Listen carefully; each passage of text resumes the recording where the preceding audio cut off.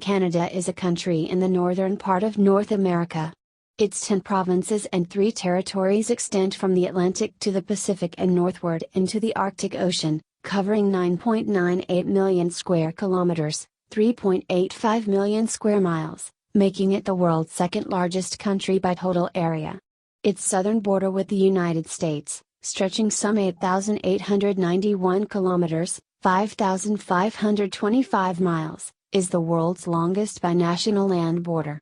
Canada's capital is Ottawa, and its 3 largest metropolitan areas are Toronto, Montreal, and Vancouver.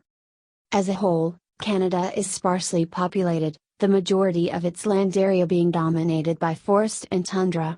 Its population is highly urbanized, with over 80% of its inhabitants concentrated in large and medium-sized cities, and 70% residing within 100 kilometers, 62 miles, of the southern border. Canada's climate varies widely across its vast area, ranging from Arctic weather in the north, to hot summers in the southern regions, with 4 distinct seasons. Various indigenous peoples have inhabited what is now Canada for thousands of years before European colonization. Beginning in the 16th century, British and French expeditions explored and later settled along the Atlantic coast. As a consequence of various armed conflicts, France ceded nearly all of its colonies in North America in 1763. In 1867, with the union of 3 British North American colonies through Confederation, Canada was formed as a federal dominion of 4 provinces. This began an accretion of provinces and territories and a process of increasing autonomy from the United Kingdom. This widening autonomy was highlighted by the Statute of Westminster of 1931 and culminated in the Canada Act of 1982, which severed the vestiges of legal dependence on the British Parliament. Canada is a parliamentary democracy and a constitutional monarchy in the Westminster tradition, with a monarch and a prime minister who serves as the chair of the cabinet and head of government. The country is a realm within the Commonwealth of Nations, a member of the Francophonie and officially bilingual at the federal level. It ranks among the highest in international measurements of government transparency, civil liberties, quality of life, economic freedom, and education. It is one of the world's most ethnically diverse and multicultural nations, the product of large-scale immigration from many other countries. Canada's long and complex relationship with the United States has had a significant impact on its economy and culture. A developed country, Canada has the 16th highest nominal per capita income globally as well as the 12th highest ranking in the Human Development Index. Its advanced economy is the 10th largest in the world, relying chiefly upon its abundant natural resources and well-developed international trade networks. Canada is part of several major international and intergovernmental institutions or groupings including the United Nations, NATO, the G7, the Group of 10, the G20, the North American Free Trade Agreement and the Asia-Pacific Economic Cooperation Forum. Etymology. While a variety of theories have been postulated for the etymological origins of Canada, the name is now accepted as coming from the St. Lawrence Iroquois and word Canada, meaning village or settlement. In 1535, indigenous inhabitants of the present-day Quebec City region used the word to direct French explorer Jacques Cartier to the village of Stadacona. Cartier later used the word Canada to refer not only to that particular village but to the entire area subject to Donnacona, the chief at Stadacona. By 1545, European books and maps had begun referring to this small region along the St. Lawrence River as Canada. From the 16th to the early 18th century, Canada referred to the part of New France that lay along the St. Lawrence River. In 1791, the area became 2 British colonies called Upper Canada and Lower Canada, collectively named the Canadas, until their union as the British Province of Canada in 1841.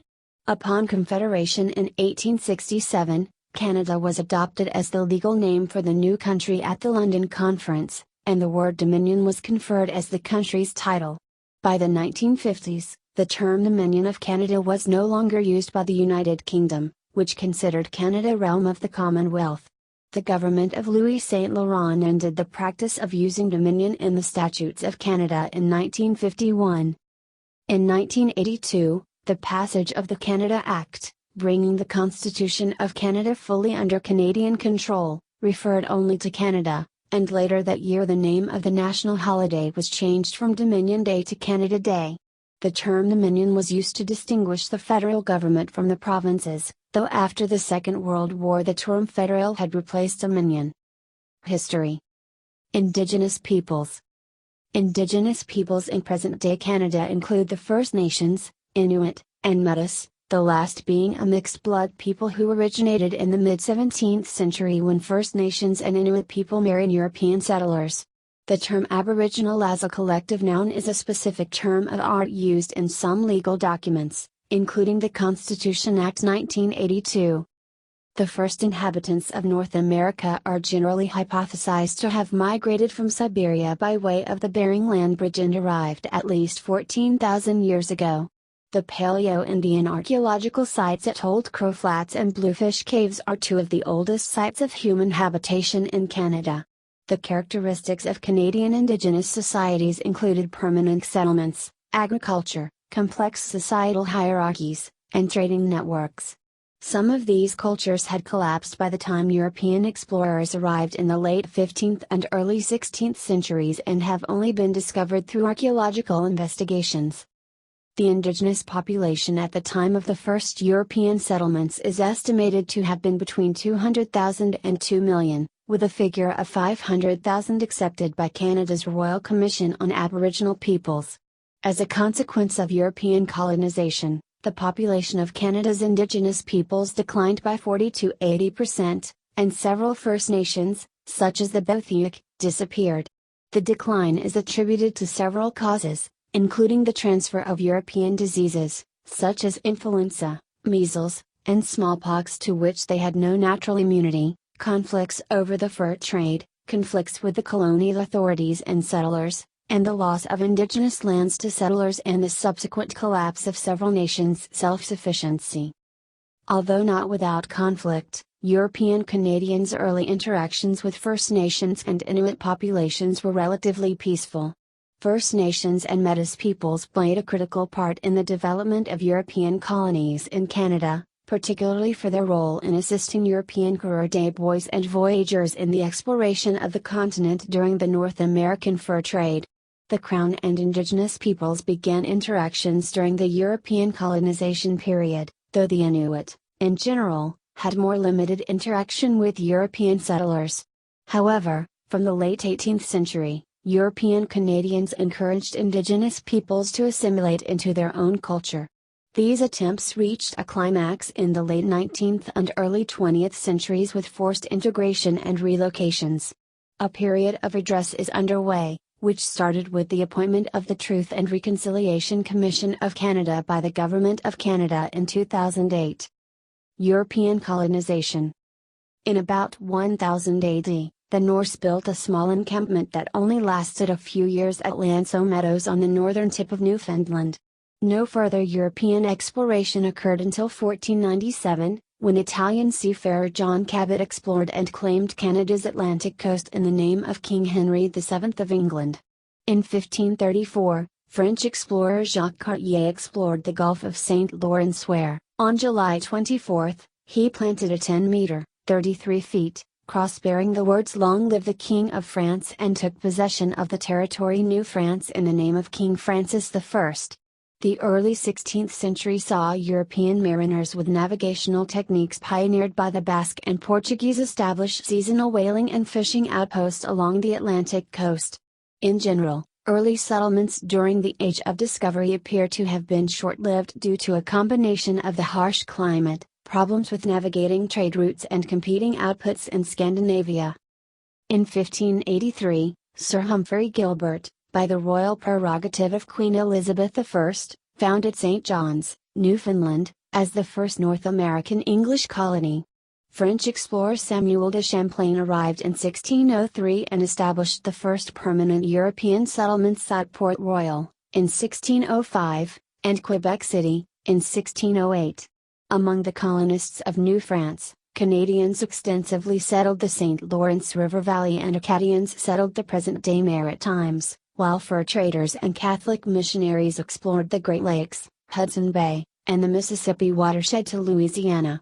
The Beaver Wars broke out in the mid-17th century over control of the North American fur trade. The English established additional settlements in Newfoundland, beginning in 1610, and the 13 colonies to the south were founded soon after. A series of 4 wars erupted in colonial North America between 1689 and 1763. The later wars of the period constituted the North American theater of the 7 Years' War. Mainland Nova Scotia came under British rule with the 1713 Treaty of Utrecht, and Canada and most of New France came under British rule in 1763 after the 7 Years' War. The Royal Proclamation of 1763 established First Nation treaty rights, created the province of Quebec out of New France, and annexed Cape Breton Island to Nova Scotia. St. John's Island, now Prince Edward Island, became a separate colony in 1769. To avert conflict in Quebec, the British Parliament passed the Quebec Act of 1774, expanding Quebec's territory to the Great Lakes and Ohio Valley. More importantly, the Quebec Act afforded Quebec special autonomy and rights of self-administration at a time the 13 colonies were increasingly agitating against British rule.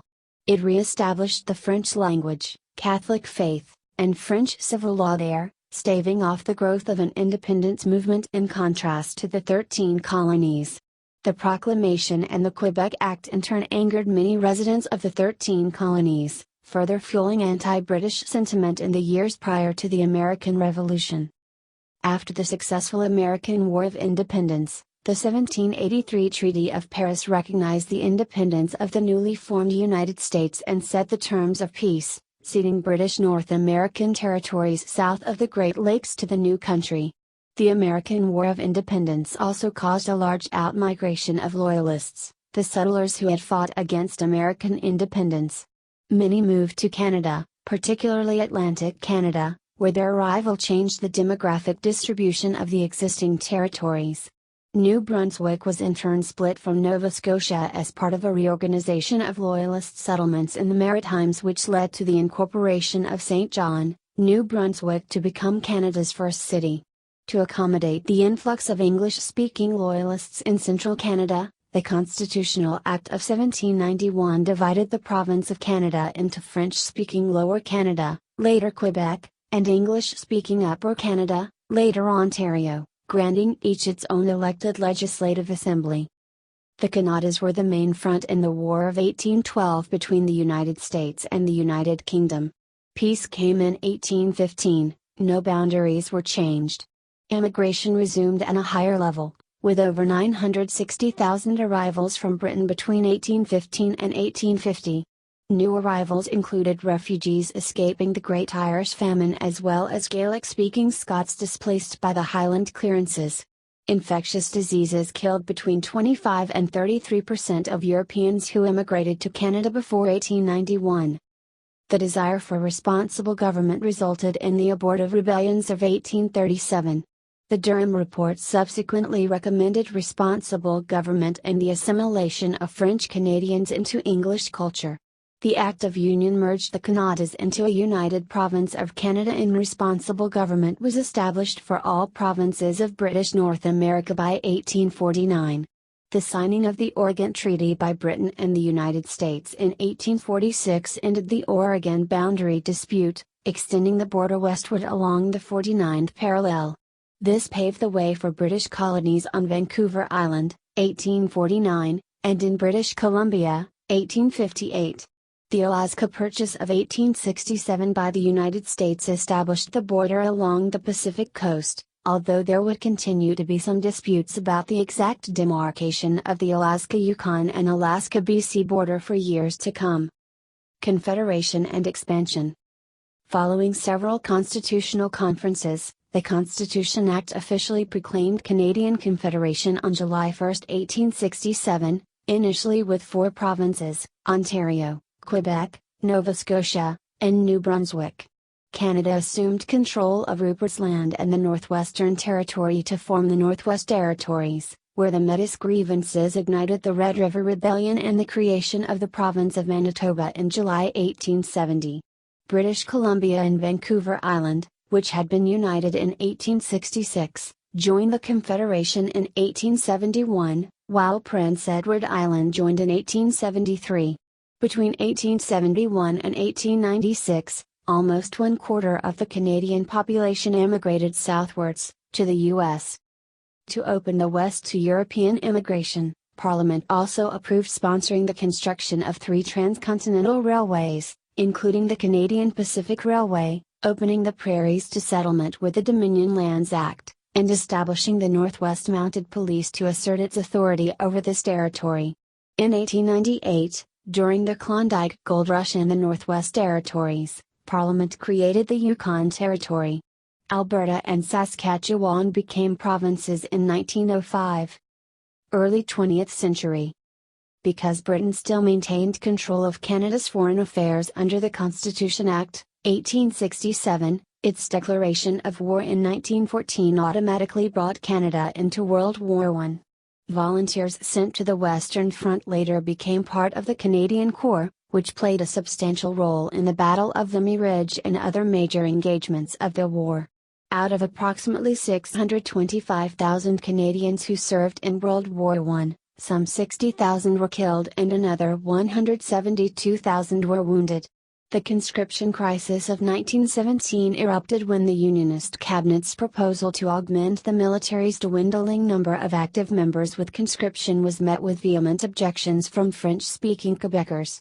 The Military Service Act brought in compulsory military service, though it, coupled with disputes over French-language schools outside Quebec, deeply alienated Francophone Canadians and temporarily split the Liberal Party.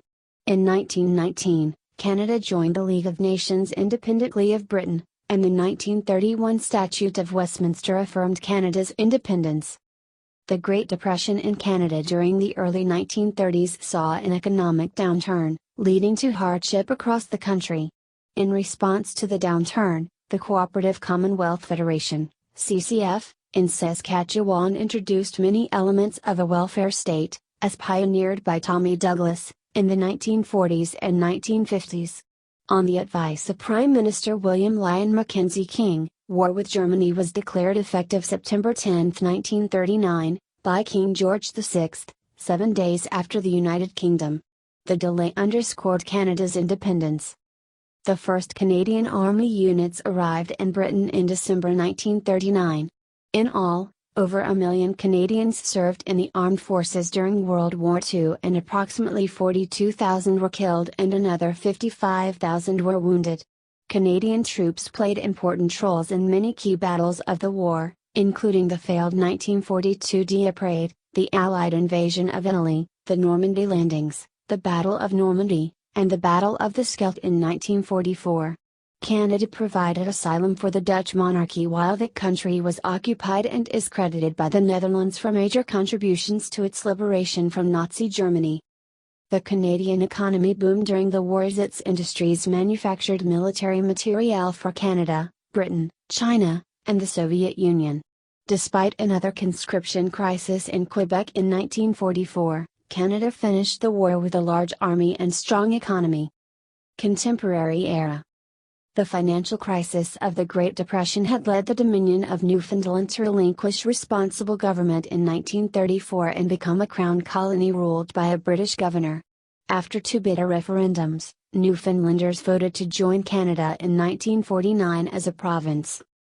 Canada's post-war economic growth, combined with the policies of successive Liberal governments, led to the emergence of a new Canadian identity, marked by the adoption of the maple leaf flag in 1965, the implementation of official bilingualism, English and French, in 1969, and the institution of official multiculturalism in 1971.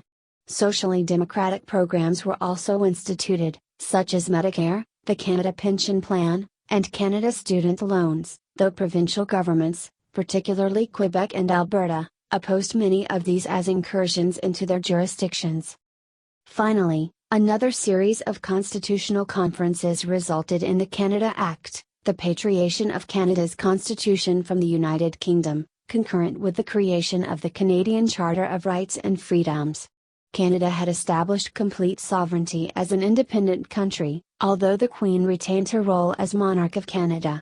In 1999, Nunavut became Canada's third territory after a series of negotiations with the federal government. At the same time, Quebec underwent profound social and economic changes through the Quiet Revolution of the 1960s, giving birth to a secular nationalist movement. The Radical Front de Libération du Québec, FLQ, ignited the October Crisis with a series of bombings and kidnappings in 1970, and the Souverainist Parti Québécois was elected in 1976, organizing an unsuccessful referendum on sovereignty association in 1980.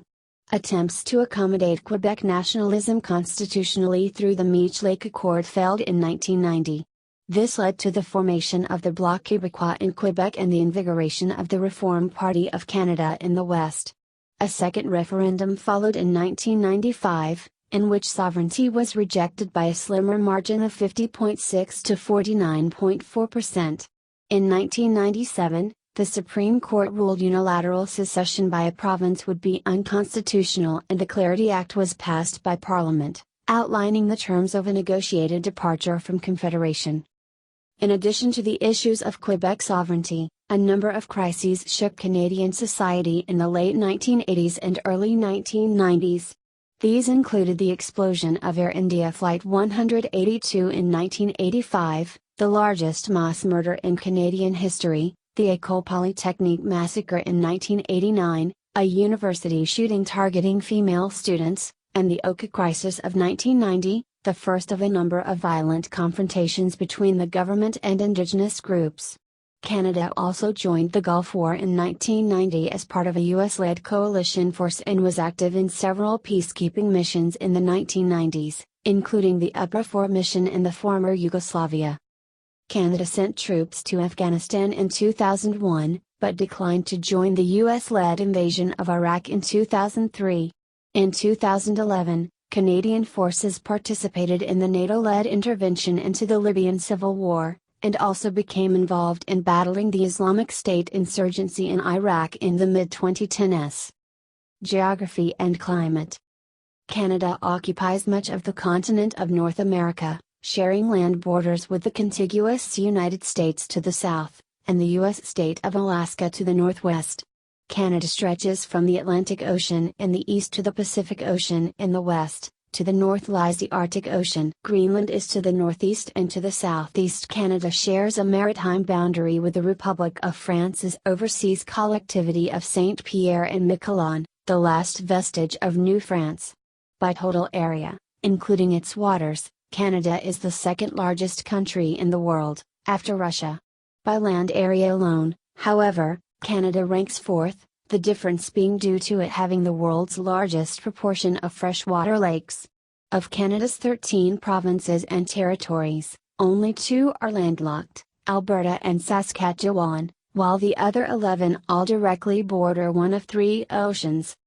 Canada is home to the world's northernmost settlement, Canadian Forces Station Alert, on the northern tip of Ellesmere Island, latitude 82.5 degrees N, which lies 817 kilometers, 508 miles, from the North Pole. Much of the Canadian Arctic is covered by ice and permafrost. Canada has the longest coastline in the world, with a total length of 243,042 kilometers, 151,019 miles. Additionally, its border with the United States is the world's longest land border, stretching 8,891 kilometers, 5,525 miles. 3 of Canada's Arctic islands, Baffin Island, Victoria Island, and Ellesmere Island, are among the 10 largest in the world. Since the end of the last glacial period, Canada has consisted of 8 distinct forest regions, including extensive boreal forest on the Canadian Shield. 42% of the land acreage of Canada is covered by forests, approximately 8% of the world's forested land, made up mostly of spruce, poplar and pine. Canada has over 2 million lakes, 563 greater than 100 square kilometers, 39 square miles, which is more than any other country, containing much of the world's fresh water. There are also freshwater glaciers in the Canadian Rockies and the Coast Mountains. Canada is geologically active, having many earthquakes and potentially active volcanoes, notably Mount Meager Massif, Mount Garibaldi, Mount Cayley Massif, and the Mount Etzes volcanic complex. The volcanic eruption of the Tzix Cone in 1775 was among Canada's worst natural disasters, killing an estimated 2,000 Nisga'a people and destroying their village in the Nass River Valley of northern British Columbia. The eruption produced a 22.5 kilometer, 14.0 miles, lava flow, and, according to Nisga'a legend, blocked the flow of the Nass River. Average winter and summer high temperatures across Canada vary from region to region. Winters can be harsh in many parts of the country, particularly in the interior and prairie provinces, which experience a continental climate, where daily average temperatures are near -15 degrees Celsius, 5 degrees Fahrenheit, but can drop below -40 degrees Celsius, -40 degrees Fahrenheit, with severe wind chills. In non-coastal regions, snow can cover the ground for almost 6 months of the year, while in parts of the north snow can persist year-round. Coastal British Columbia has a temperate climate, with a mild and rainy winter. On the east and west coasts, average high temperatures are generally in the low 20s degrees Celsius, 70s degree Fahrenheit, while between the coasts, the average summer high temperature ranges from 25 to 30 degrees Celsius, 77 to 86 degrees Fahrenheit, with temperatures in some interior locations occasionally exceeding 40 degrees Celsius, 104 degrees Fahrenheit. Government and politics. Canada is described as a full democracy, with a tradition of liberalism, and an egalitarian, moderate political ideology. An emphasis on social justice has been a distinguishing element of Canada's political culture.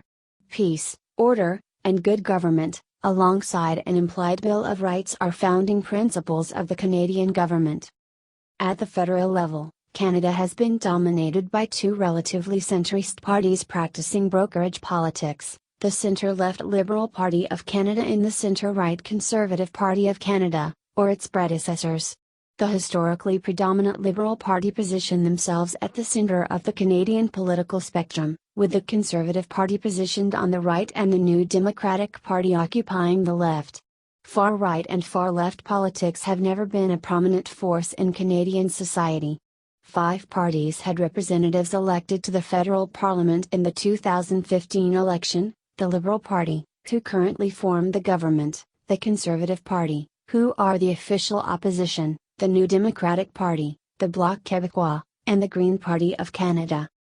Canada has a parliamentary system within the context of a constitutional monarchy, the monarchy of Canada being the foundation of the executive, legislative, and judicial branches. The reigning monarch is Queen Elizabeth II, who is also monarch of 15 other Commonwealth countries and each of Canada's 10 provinces. The person who is the Canadian monarch is the same as the British monarch, although the two institutions are separate.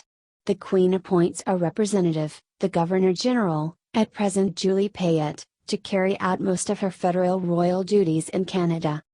The direct participation of the monarch and the Governor-General in areas of governance is limited.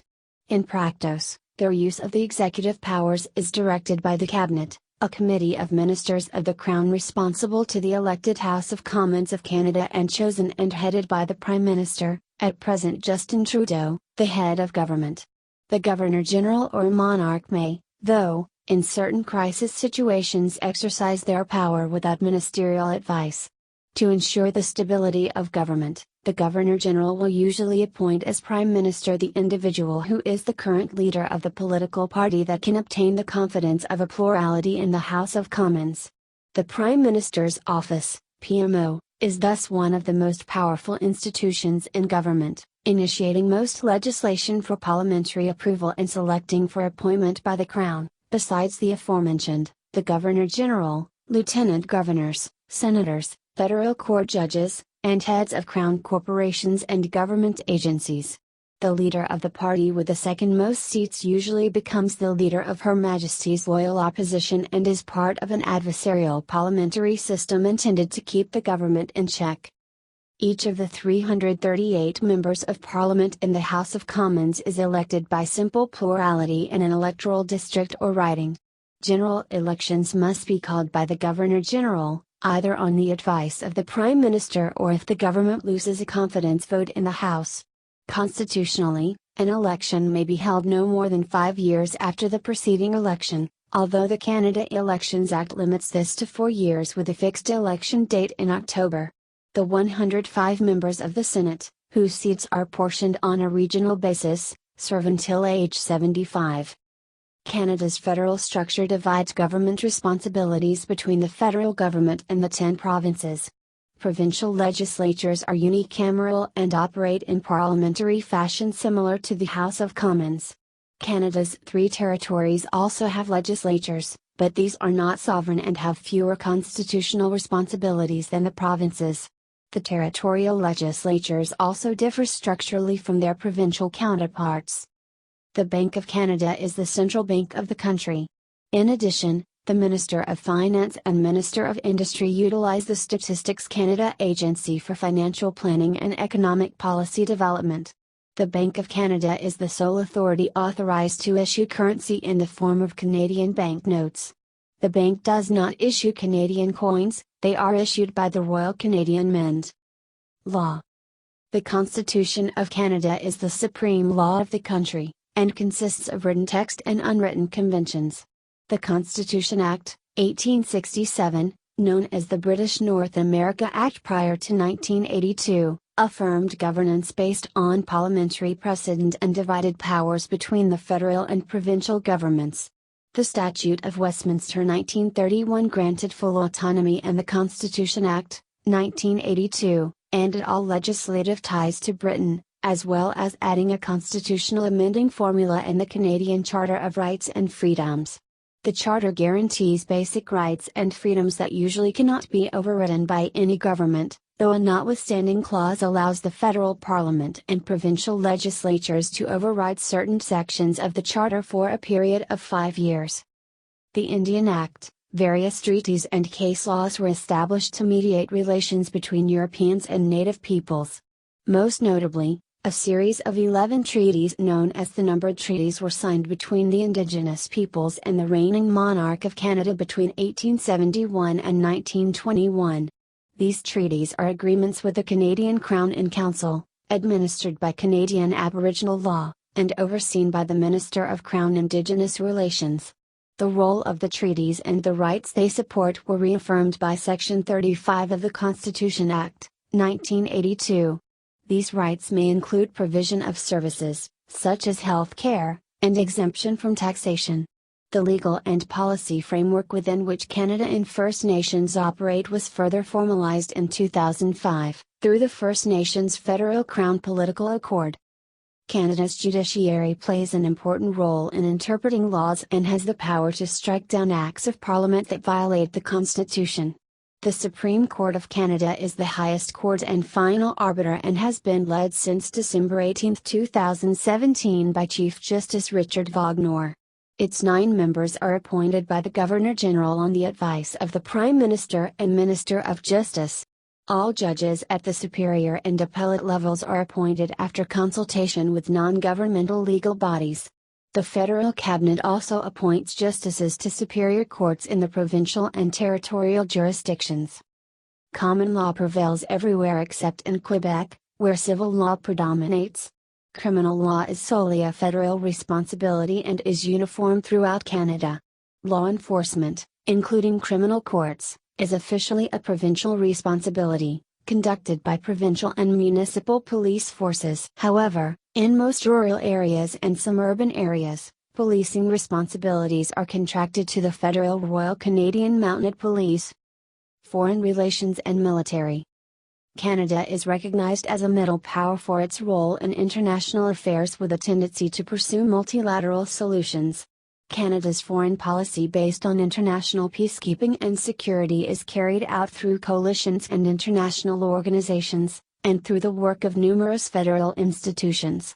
Canada's peacekeeping role during the 20th century has played a major role in its global image.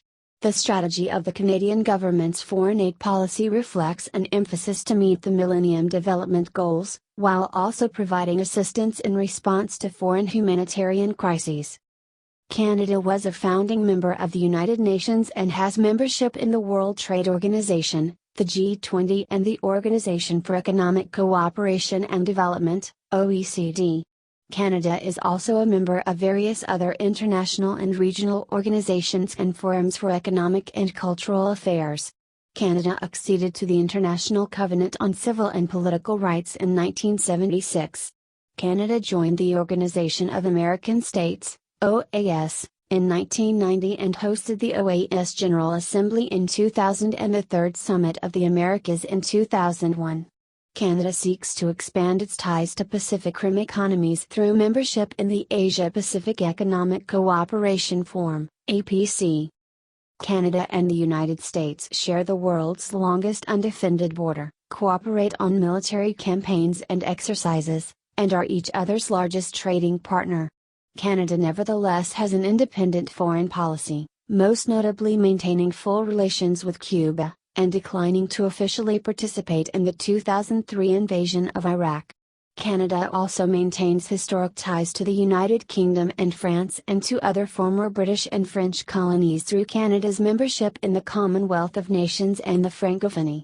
Canada is noted for having a positive relationship with the Netherlands, owing, in part, to its contribution to the Dutch liberation during World War II. Canada's strong attachment to the British Empire and Commonwealth led to major participation in British military efforts in the Second Boer War, World War I and World War II. Since then, Canada has been an advocate for multilateralism, making efforts to resolve global issues in collaboration with other nations. During the Cold War, Canada was a major contributor to UN forces in the Korean War and founded the North American Aerospace Defense Command, NORAD, in cooperation with the United States to defend against potential aerial attacks from the Soviet Union. During the Suez Crisis of 1956, future Prime Minister Lester B. Pearson eased tensions by proposing the inception of the United Nations Peacekeeping Force, for which he was awarded the 1957 Nobel Peace Prize. As this was the first UN peacekeeping mission, Pearson is often credited as the inventor of the concept.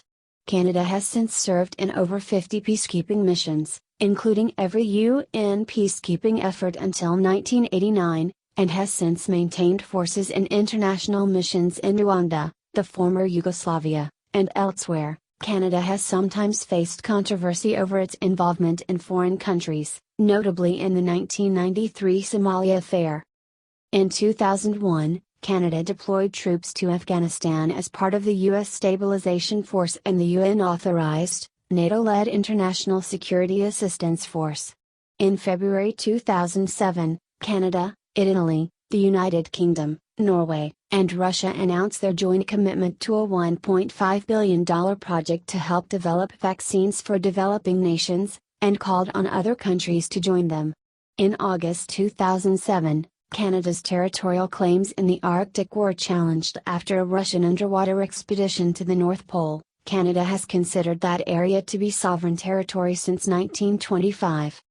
The nation employs a professional, volunteer military force of approximately 79,000 active personnel and 32,250 reserve personnel. The Unified Canadian Forces, CF, comprise the Canadian Army, Royal Canadian Navy, and Royal Canadian Air Force. In 2013, Canada's military expenditure totaled approximately 19 billion Canadian dollars, or around 1% of the country's GDP. Following the 2016 Defence Policy Review, the Canadian government announced a 70% increase to the country's defence budget over the next decade. The Canadian Forces will acquire 88 fighter planes and 15 naval service combatants, the latter as part of the National Shipbuilding Procurement Strategy. Canada's total military expenditure is expected to reach 32.7 billion Canadian dollars by 2027. Provinces and territories. Canada is a federation composed of 10 provinces and 3 territories. In turn, these may be grouped into 4 main regions: Western Canada, Central Canada, Atlantic Canada, and Northern Canada. Eastern Canada refers to Central Canada and Atlantic Canada together. Provinces have more autonomy than territories, having responsibility for social programs such as health care, education, and welfare. Together, the provinces collect more revenue than the federal government, an almost unique structure among federations in the world. Using its spending powers, the federal government can initiate national policies in provincial areas, such as the Canada Health Act. The provinces can opt out of these, but rarely do so in practice. Equalization payments are made by the federal government to ensure reasonably uniform standards of services and taxation are kept between the richer and poorer provinces. The major difference between a Canadian province and a territory is that provinces receive their power and authority from the Constitution Act, 1867, whereas territorial governments have powers delegated to them by the Parliament of Canada. The powers flowing from the Constitution Act are divided between the Government of Canada, the federal government, and the provincial governments to exercise exclusively.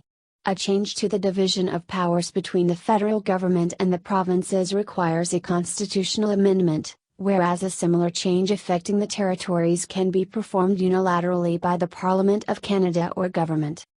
Economy. Canada is the world's 10th largest economy as of 2018, with a nominal GDP of approximately $1.73 trillion. It is one of the least corrupt countries in the world, and is one of the world's top 10 trading nations, with a highly globalized economy. Canada has a mixed economy ranking above the US and most Western European nations on the Heritage Foundation's Index of Economic Freedom, and experiencing a relatively low level of income disparity. The country's average household disposable income per capita is well above the OECD average. The Toronto Stock Exchange is the 9th largest stock exchange in the world by market capitalization, listing over 1,500 companies with a combined market capitalization of over $2 trillion. In 2018, Canadian trade in goods and services reached 1.5 trillion Canadian dollars. Canada's exports totaled over 585 billion Canadian dollars, while its imported goods were worth over 607 billion Canadian dollars, of which approximately 391 billion Canadian dollars originated from the United States, California $216 billion from non-US sources. The country's 2019 trade surplus totaled 762 billion Canadian dollars, compared with a 46.9 billion Canadian dollar surplus in 2008. Since the early 20th century, the growth of Canada's manufacturing, mining, and service sectors has transformed the nation from a largely rural economy to an urbanized, industrial one. Like many other developed countries, the Canadian economy is dominated by the service industry, which employs about 3/4 of the country's workforce. However, Canada is unusual among developed countries in the importance of its primary sector, in which the forestry and petroleum industries are two of the most prominent components. Canada is one of the few developed nations that are net exporters of energy. Atlantic Canada possesses vast offshore deposits of natural gas, and Alberta also hosts large oil and gas resources. The vastness of the Athabasca oil sands and other assets results in Canada having a 13% share of global oil reserves, comprising the world's third largest share after Venezuela and Saudi Arabia. Canada is additionally one of the world's largest suppliers of agricultural products. The Canadian prairies are one of the most important global producers of wheat, canola, and other grains. Canada's Department of Natural Resources provides statistics regarding its major exports. The country is a leading exporter of zinc, uranium, gold, nickel, platinoids, aluminum, steel, iron ore, coking coal, lead, copper, molybdenum, cobalt, and cadmium. Many towns in northern Canada, where agriculture is difficult, are sustainable because of nearby mines or sources of timber. Canada also has a sizable manufacturing sector centered in southern Ontario and Quebec, with automobiles and aeronautics representing particularly important industries. Canada's economic integration with the United States has increased significantly since World War II. The Automotive Products Trade Agreement of 1965 opened Canada's borders to trade in the automobile manufacturing industry. In the 1970s, concerns over energy self-sufficiency and foreign ownership in the manufacturing sectors prompted Prime Minister Pierre Trudeau's Liberal government to enact the National Energy Program, NEP, and the Foreign Investment Review Agency, FIRA. In the 1980s, Prime Minister Brian Mulroney's Progressive Conservatives abolished the NIP and changed the name of FIRA to Investment Canada, to encourage foreign investment. The Canada, United States Free Trade Agreement, FTA, of 1988 eliminated tariffs between the two countries, while the North American Free Trade Agreement, NAFTA, expanded the free trade zone to include Mexico in 1994. Canada has a strong cooperative banking sector, with the world's highest per capita membership in credit unions. Science and technology. In 2018, Canada spent approximately 34.5 billion Canadian dollars on domestic research and development, of which around $7 billion was provided by the federal and provincial governments. As of 2018, the country has produced 14 Nobel laureates in physics, chemistry, and medicine, and was ranked fourth worldwide for scientific research quality in a major 2012 survey of international scientists. It is furthermore home to the headquarters of a number of global technology firms. Canada has one of the highest levels of internet access in the world, with over 33 million users, equivalent to around 94% of its total 2014 population. The Canadian Space Agency operates a highly active space program, conducting deep space, planetary, and aviation research, and developing rockets and satellites. Canada was the third country to design and construct a satellite after the Soviet Union and the United States, with the 1962 Alouette-1 launch. Canada is a participant in the International Space Station, ISS, and is a pioneer in space robotics, having constructed the Canadarm, Canadarm2 and Dexter robotic manipulators for the ISS and NASA's Space Shuttle. Since the 1960s, Canada's aerospace industry has designed and built numerous marks of satellite, including Radarsat-1 and 2, ISS and most. Canada has also produced one of the world's most successful and widely used sounding rockets, the Black Brant. Over 1,000 Black Brants have been launched since the rocket's introduction in 1961. Demographics. The 2016 Canadian census enumerated a total population of 35,151,728, an increase of around 5.0% over the 2011 figure. Between 2011 and May 2016, Canada's population grew by 1.7 million people, with immigrants accounting for two-thirds of the increase. Between 1990 and 2008, the population increased by 5.6 million, equivalent to 20.4% overall growth. The main drivers of population growth are immigration and, to a lesser extent, natural growth. Canada has one of the highest per capita immigration rates in the world, driven mainly by economic policy and, to a lesser extent, family reunification. The Canadian public, as well as the major political parties, support the current level of immigration. In 2014, a total of 260,400 immigrants were admitted to Canada, mainly from Asia. The Canadian government anticipated between 280,000 and 305,000 new permanent residents in the following years, a similar number of immigrants as in recent years. New immigrants settle mostly in major urban areas such as Toronto, Montreal, and Vancouver. Canada also accepts large numbers of refugees, accounting for over 10% of annual global refugee resettlements. Canada's population density, at 3.7 inhabitants per square kilometre, 9.6 per square mile, is among the lowest in the world. Canada spans latitudinally from the 83rd parallel north to the 41st parallel north, and approximately 95% of the population is found south of the 55th parallel north. About 4/5 of the population lives within 150 kilometers, 93 miles, of the border with the contiguous United States. The most densely populated part of the country, accounting for nearly 50%, is the Quebec City-Windsor corridor and southern Quebec and southern Ontario along the Great Lakes and the St. Lawrence River. An additional 30% live along the British Columbia Lower Mainland, and the Calgary-Edmonton corridor in Alberta. The majority of Canadians, 69.9%, live in family households, 26.8% report living alone, and those living with unrelated persons reported at 3.7%.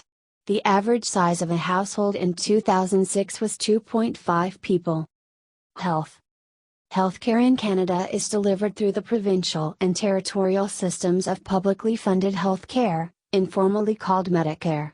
It is guided by the provisions of the Canada Health Act of 1984, and is universal.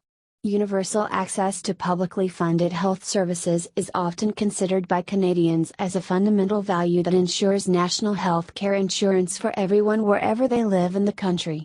However, 30% of Canadians' health care is paid for through the private sector. This mostly goes towards services not covered or partially covered by Medicare, such as prescription drugs, dentistry and optometry.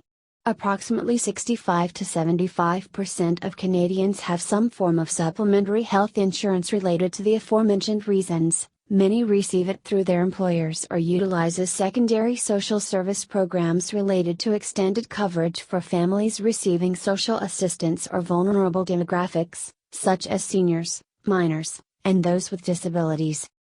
In common with many other developed countries, Canada is experiencing a cost increase due to a demographic shift towards an older population, with more retirees and fewer people of working age.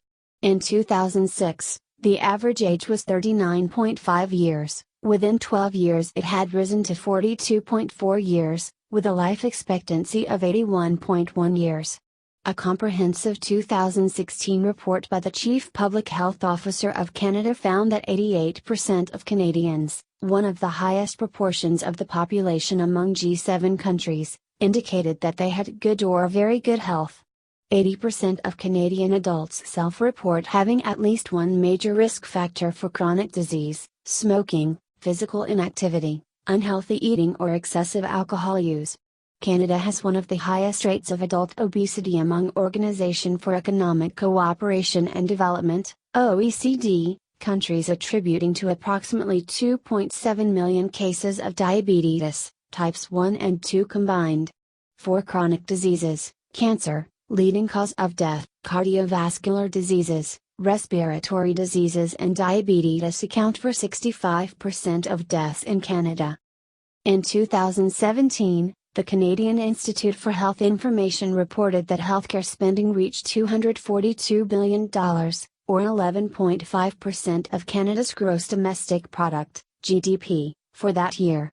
A 2018 cost-effectiveness analysis by the Fraser Institute shows that although Canada ranks among the most expensive universal access healthcare systems in the OECD, its performance for availability and access to resources is generally below that of the average OECD country, while its performance for use of resources and quality and clinical performance is mixed.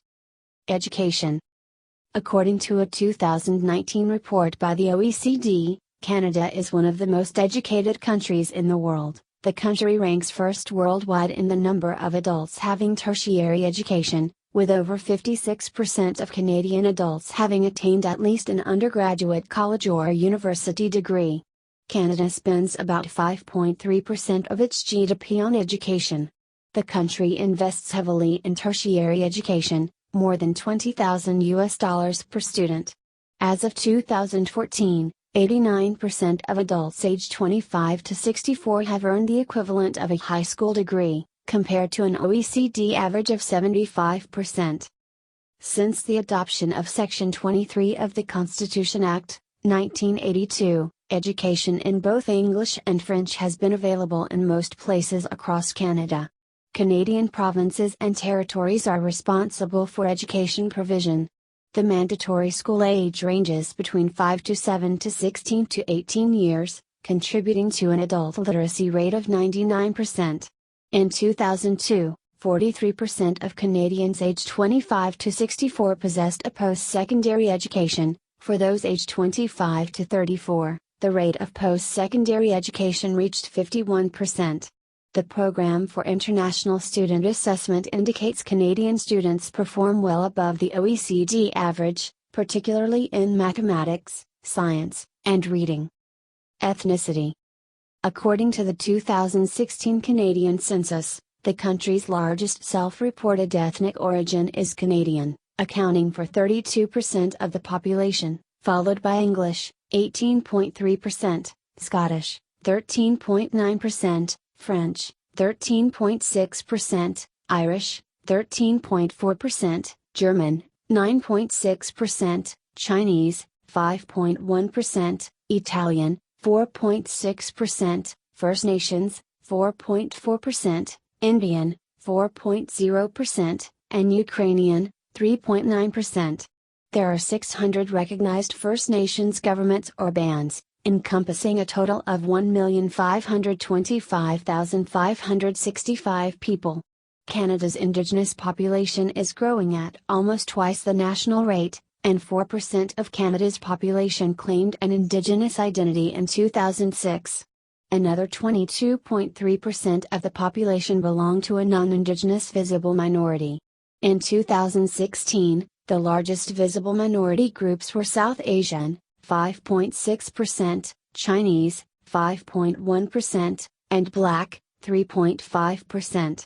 Between 2011 and 2016, the visible minority population rose by 18.4%. In 1961, less than 2% of Canada's population, about 300,000 people, were members of visible minority groups. Indigenous peoples are not considered a visible minority under the Employment Equity Act, and this is the definition that Statistics Canada also uses. Religion. Canada is religiously diverse, encompassing a wide range of beliefs and customs. Canada has no official church, and the government is officially committed to religious pluralism. Freedom of religion in Canada is a constitutionally protected right, allowing individuals to assemble and worship without limitation or interference. The practice of religion is now generally considered a private matter throughout society and the state. With Christianity in decline after having once been central